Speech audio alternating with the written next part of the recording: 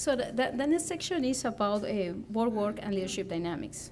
And in terms of leadership dynamics, is very important to understand, what are the board limits. Actually, we're conducting an additional research trying to understand what are the factors behind this sudden turnover.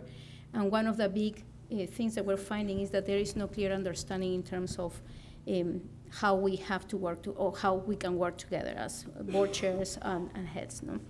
But starting with policies. Policies are guidance given by the board, but it's up to the administration of the school to devise how they need to be put in place. And in this survey, we ask SAIS schools as well as NAIS schools what were the type of written policies they have in place. In purple, you will see the responses by SAIS schools, and in yellow, the ones by NAIS schools. So the most popular ones were around conflict of interest, followed by endowment, and then investment. We also found that there were some differences. At SAIS schools, there were a higher number of schools that said that they have written policies on financial aid and admissions, not at the national level. Go ahead. Just a comment on this. We're going to talk about roles and responsibilities in a little bit, but we want to make sure that heads are playing their proper role and you're playing your proper role as trustees, and that you are at the governance level, that you are at the 30,000-foot level. So we don't want you to assume, as trustees, the trustees in the room, that we're suggesting that you ought to be writing these policies, that you ought to be writing the admissions policy or the financial aid policy. That material, those operating principles should come from the administrative team. Heads of school have to be able to demonstrate to the board that we have a process, that we are following those processes, and you need to hold heads of school accountable. But remember that you hire the heads of school because they have expertise in admissions, because they have expertise in financial aid, because they have expertise in curriculum. Conflict of interest is a pretty pro forma. You can find that anywhere. Just ask Debra, she'll give that to you. But you want to make sure that in that partnership model between the head and the board, that the head is doing his or her responsibility to write the operating principles for you, for your review, for your revision.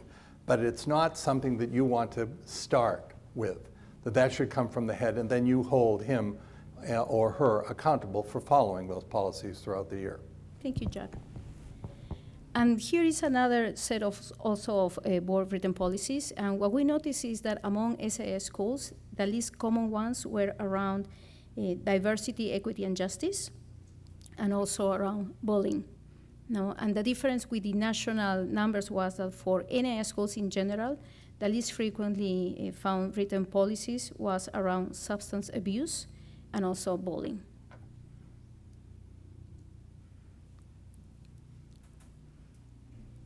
So when I showed Jack that I put this in here, he said, "How old is that?" So I think it's been in every trustee handbook that's ever come out in my lifetime. It was certainly in the last one that Donna and I did a few years ago. I totally agree with what Jack was saying. When I think about boards and policies, it's almost like legislation and regulations. So the board is setting, and hopefully you actually get some through, the board is setting general direction, right? It's giving you the North Star, and the administrative team is putting in place the various pieces of it. So if you're looking at policies, you're around diversity or around student safety or around preventing abuse of students, you as board members don't want to be in the weeds of preventing abuse of students, but you might have an overarching policy that talks about the priority the school puts in the safety of students, and certainly in the stewardship of students within our care.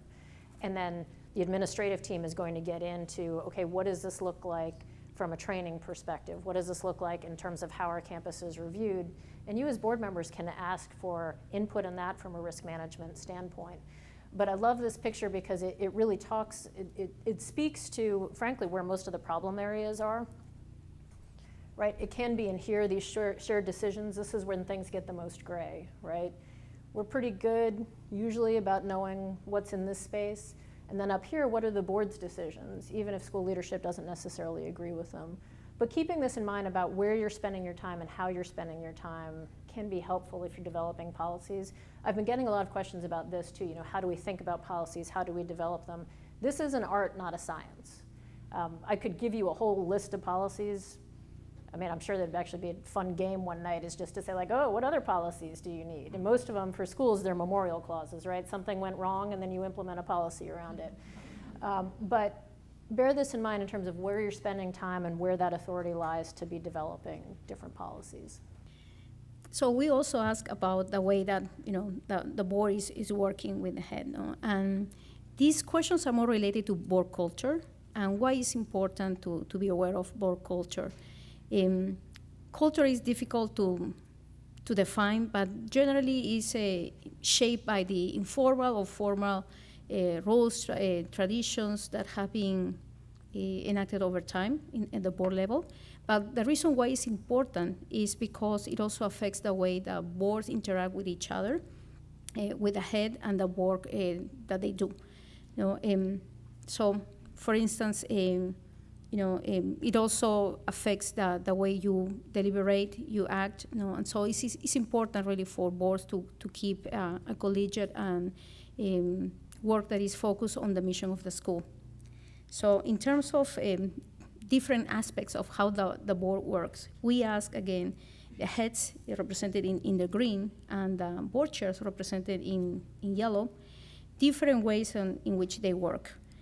And in green, what we see is that this is the level of agreement, that yes, indeed, this is the way the boards are working. On the right-hand side, what we see is the board is able to resolve internal conflicts in a professional way. And this was the area where most heads at SAIS schools, they say, yes, that's indeed the case. Then we have the next one is board members have the interests of the school in their minds versus their personal agendas, so that's great too. And then a little bit far on the left-hand side, we have the board is working as a team towards a common goal. In general, as you can see also, the responses from board chairs were more optimistic about the way the board is working. All the yellow columns are higher in every single of these aspects. But we also noticed some interesting gaps. One of them was around, is right in the middle almost. It was around, there is honest communication among board members. That was a big gap between the perception of the head versus the board chair.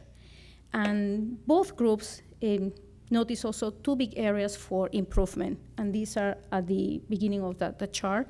The first one is around board members share accountability and take responsibility for failures and mistakes. And the next one is the board works on further their own learning and growth in the team. And that speaks about the need of professional development for trustees. We also ask board chairs and heads how they rate their relationship. And the great news is that more than 6 in 10 SAIS heads rated the relationship with their board chair as extremely strong. And that was actually higher than what we saw for NAIS schools. The results for SAIS schools are on the left, on the right are the ones for NAIS schools. At NAIS schools, it was 55% of heads saying that relationship with their board chair was extremely strong. And we also gave a chance to board chairs to rate their relationship with the head. It was very interesting to see how in sync board chairs and heads at SAIS schools were, because we got similar results. More than 6 in 1 of board chairs rated that relationship with the head as extremely strong. In this case, it was just slightly lower than what we see at the national level, on the right-hand side. Finally, in this area, we also asked both groups, heads and board chairs, what was their overall perception about the performance of the board. On the left-hand side, we can see again that in this case, SAIS schools were pretty much in sync. Both heads and board chairs were very satisfied with the overall performance of their boards. But in the case of NAIS schools, we saw some discrepancies. In particular, what we noticed is that heads tended to have a lower satisfaction level with the overall performance of the board. So that was interesting. This may be the appropriate place to remind you of the comment from a fellow named Dick Chait, who was sort of the governance guru for nonprofits across the world, particularly in the States. His book, Governance as Leadership, I would urge you all to go buy it, particularly if you can't fall asleep at night. It will put you to sleep immediately. And then to keep you awake and to apply it, you should pick up one of his disciples, a woman, wonderful researcher named Kathy Trower, Trower, wrote The Practitioner's Guide to Governance as Leadership. So she really takes those theories. Anyways, talking about heads and board chairs and satisfaction, here's what Chait reminds us of, and he was talking about college and university presidents and board chairs. Chait used to say, when the president misbehaves, president of the college, the board fires the president. When the board misbehaves, the board fires the president. So heads of school, take note. And trustees, in all seriousness, take note. We're going to talk about board culture, and we're going to talk about board chair and head of school relationships a little bit later. But the issue of trust and open communication and candid conversation about what's really going on and about what's really bothering one another is essential to healthy board culture, and we'll talk about that a little bit later. But remember, heads of school, remember what Professor Chait told us. And I would echo that trust piece. I don't know how deep into the nerd pool this group goes, but there's been a lot of research on trust lately and trust in teams and how important it is, particularly if you're dealing with crises or difficult situations. And one of the questions, which I don't think we've included in this slide deck that we did ask about, is how much time boards make to just socialize with each other, to enjoy each other's company, to actually get to know each other. Because those relationships, those personal relationships, are ultimately what you rely upon when something jumps the tracks. And I strongly recommend, Amada, would you go back a slide? Board members' own further learning and growth about the school and the board work is a high priority. Both of that, just spending time building muscle memory. If you need a good crisis case study that you want to work through as a group, I am like an encyclopedia of them. But it can be a wine tasting. It can be going to visit another school just to see what they do. What does that look like? What does that culture look like? I highly recommend, how many of you have charter school competitors in the area? Take a group and go do a tour of the charter school and go see what that looks like. Any of those kinds of things to work together to get to know each other are so incredibly important, because that's what's building personal relationship. It's not the finance committee report.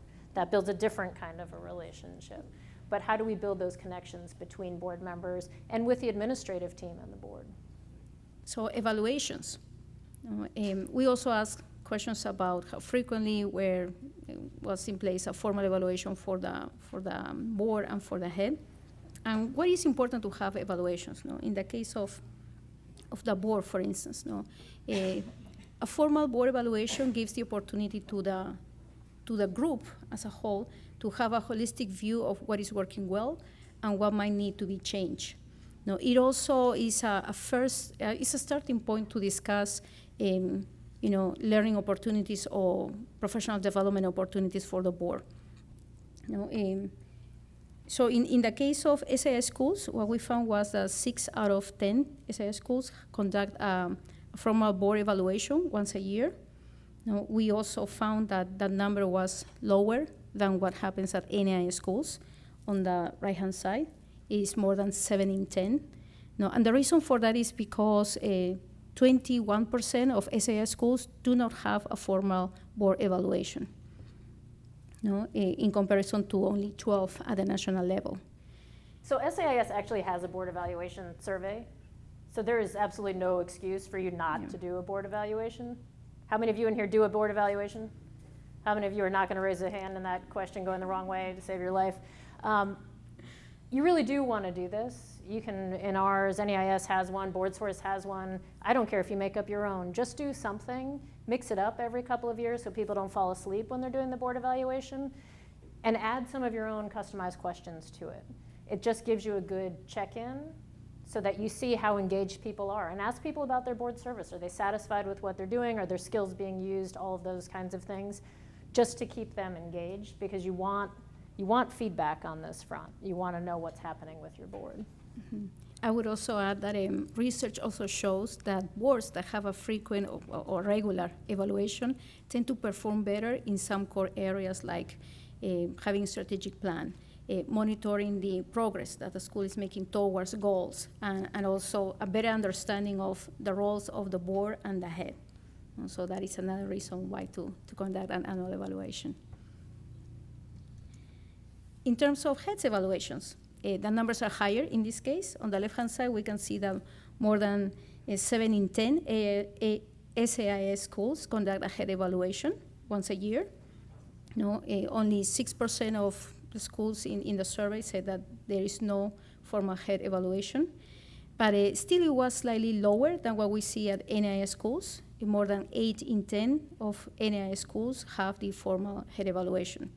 And here I would also like to comment that the same way you have your monthly or maybe weekly conversations with the head, that is a good opportunity to provide constructive feedback so that the head had in mind not only what is working well, but he or she can assess if situations are handled the way that the board expects. And once you have scheduled that annual performance review for the head, it's important it's important to include the areas of strength. It's important to recognize and celebrate those areas of strength. And when you have suggestions of what can be improved for the next year, that's an opportunity to include those in the goals for the following year, right? In this study, we also found that only 68% of SAIS schools establish goals for the head. And that was also lower than what we're seeing at the national level. In the national level, we found that more than 7 in 10 schools have actually goals for the head. We are bombing as an industry if a third of our schools don't have goals for their heads of school. Is anybody else in here alarmed by that number? That's sort of an alarming number. Okay, heads of school, close your eyes. All right, board members who have no idea what they're doing when you evaluate your head of school, raise your hand. Yeah, okay, heads, open your eyes. You can buy me a drink later and I'll tell you if it was your board chair. This is a really important point because, and I'd actually really rather see you checking in a couple times a year, so do a big evaluation at the end of the year. Don't use the 360 for an evaluation. 360s are feedback tools.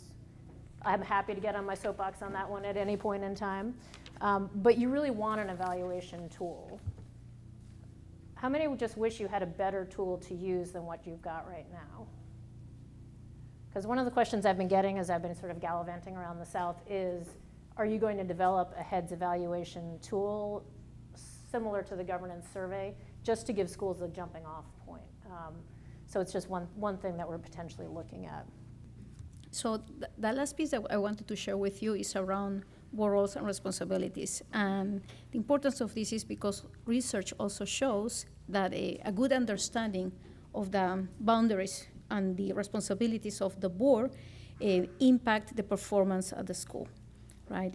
And this is an area where we saw more disconnects between what head said was a responsibility for, or the most important roles for the board, versus what the board chair said. So let's start with perceptions on board roles. And in this case, I'm going to show you 2 sets of slides at a time. The first ones are about the head's perceptions. And we ask heads about a chunk of different roles for the board, typical roles for the board. And the green bars represent how important the head said that these specific roles were. And it looks purple here. And the purple ones reflect how well the head said that the board was performing in each of these roles. So for heads, yes. Yes, so for heads, the most important role was ensuring the financial stability of the school, followed by ensuring the school's mission is in sync with the core values and market needs, and then adopting and following a strategic plan, which is this one at the bottom. as you already noticed, there are some gaps in terms of performance. And the largest gaps were around this role of being, the board being a community of ambassadors, representative of the school and the large community. And also the last one, adopting and following strategic plan. The next set of board roles, we have guiding and supporting the school head, very important, and also thinking strategically as a board. Now, once again, we see some disconnects in terms of the importance of these specific roles for the board and how well the board is performing in each of these areas. Now, you will see that disconnects were mainly in areas such as monitoring the school performance against strategic plan, is this one over here. Then right below it, we have increase in board diversity to reflect the ethnic and racial composition of the student body, and in particular around fundraising. So 2 comments about the disconnects and the low performance in terms of being ambassadors of the school in the large community and also fundraising. Normally, these are areas that not only the nature of these 2 type of roles are very based on individualized and external, and many trustees feel uncomfortable out of their comfort zone with this type of activities. But research shows that a way to improve, for instance, fundraising activities is providing more training on that, so people will feel more comfortable on that role in particular. But the other one might be also tied to how we recruit new talent for the board, and being really upfront about what are the demands in terms of fundraising. So essentially having a clear expectation of what is your role as a board. And fundraising, as you very well know, is very important for our school, so that's the reason why it's very concerning, the huge gap. This is actually the large gap that we have in the different roles of the board, because data shows that between 70 and 80% of school expenses are covered by tuition. So we have to close that gap in order to continue operating, and that comes mainly from fundraising. How many of you have a visual that you share with your board on a regular basis about where you are on your strategic plan? How many of you would love to have something like that you can show regularly? It doesn't have to be all that complex. I was on the board at Porter-Gaud for a couple of years, and DuBose has just a simple kind of, it's like red, yellow, green light, kind of where different initiatives are. And we as a board would walk through that quarterly, which we found really incredibly helpful, because it keeps the strategic plan in front of you. You remember what those pieces are. And it gives the board just a reminder, this is where we are, this is what we're doing, here's where we are on progress. The fundraising piece, getting specific feedback on where trustees are having trouble engaging and giving them very specific roles to do, both really help move that forward. But Amada, I think this is consistent with the national data, right? That these are the differences too that we see nationally. Absolutely.